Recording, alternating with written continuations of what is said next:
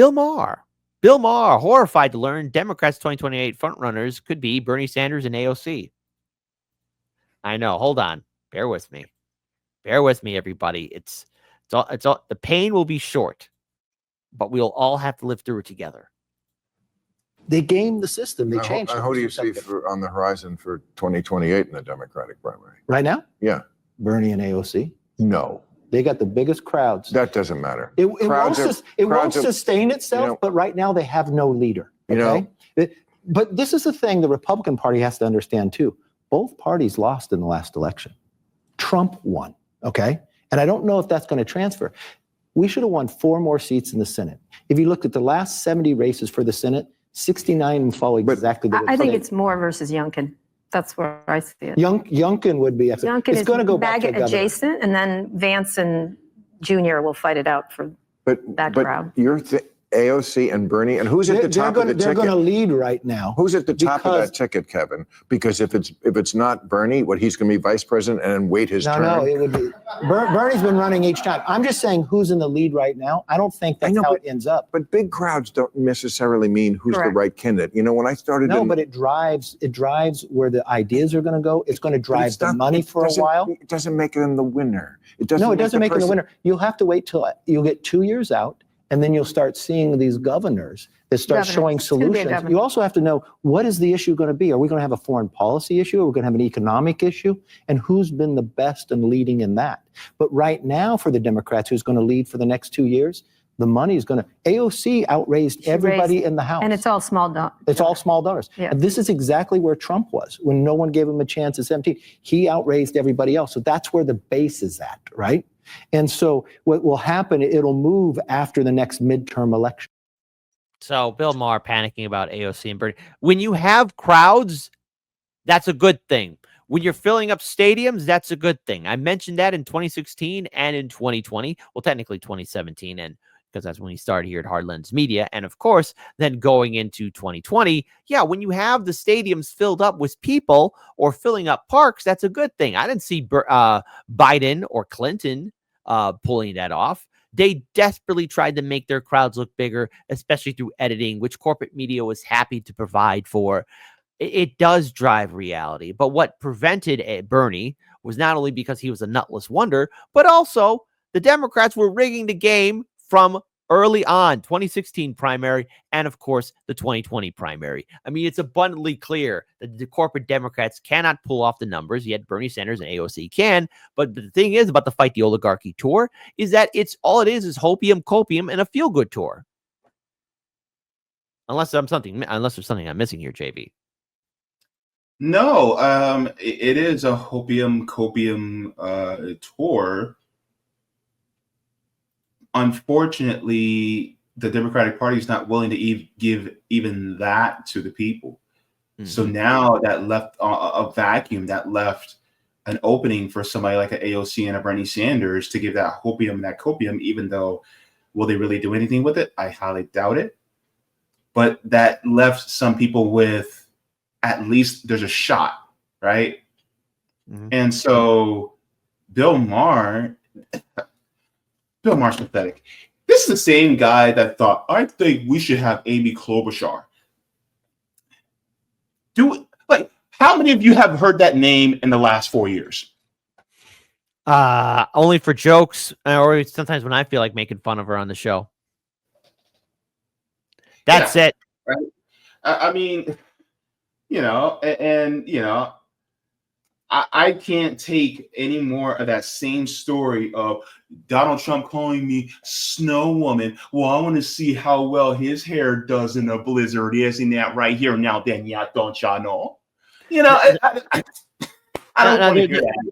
Anyways. There is one thing I do want to bring up here. Okay, so no sound bites. Shout out to no sound bites.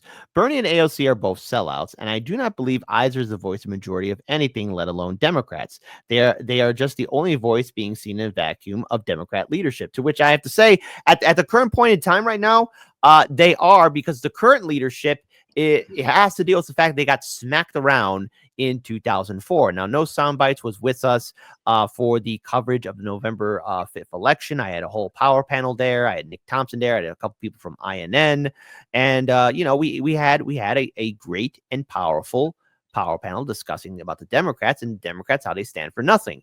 In theory, can Bernie and AOC, if they wanted to fill up that vacuum with the amount of crowds that they're pulling up? Yes.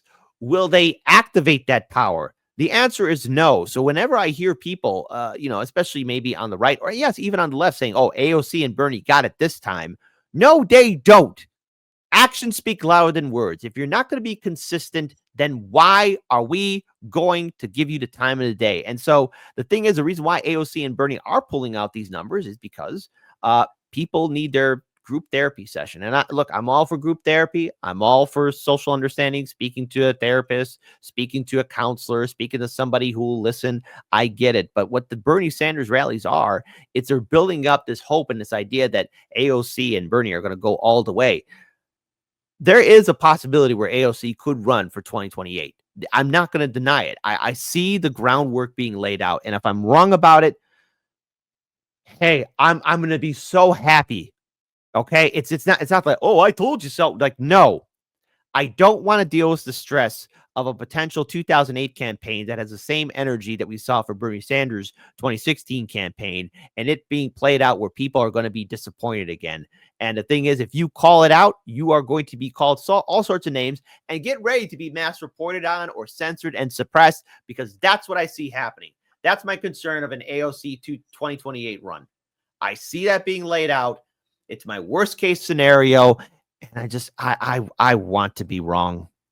I have to be wrong. Unless JB, give me your thoughts. Am I overthinking this? Let's actually bring some clarity in here. JB, voice of reason.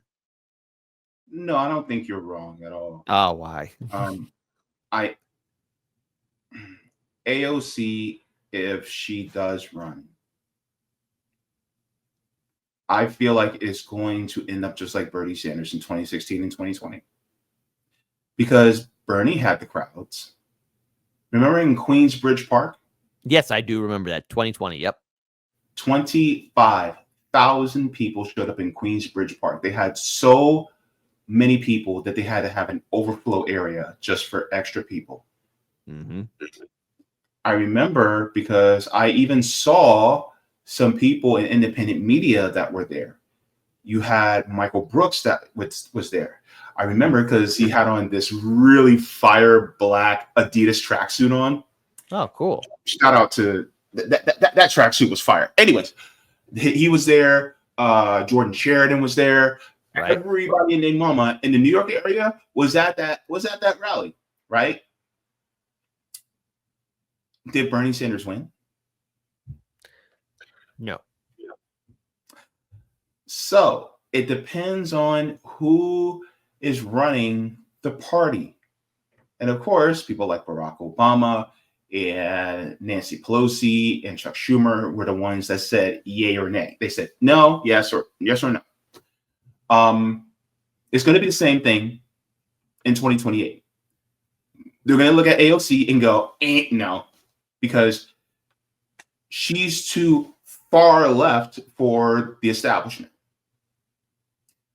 And when it comes to Bernie, well, Bernie's old, right? He's this close to speaking with the Lord in the upper room. So unfortunately, he's going to it's going to be AOC, but AOC's not going to be it either. Especially if she doesn't go with the more material conditions route.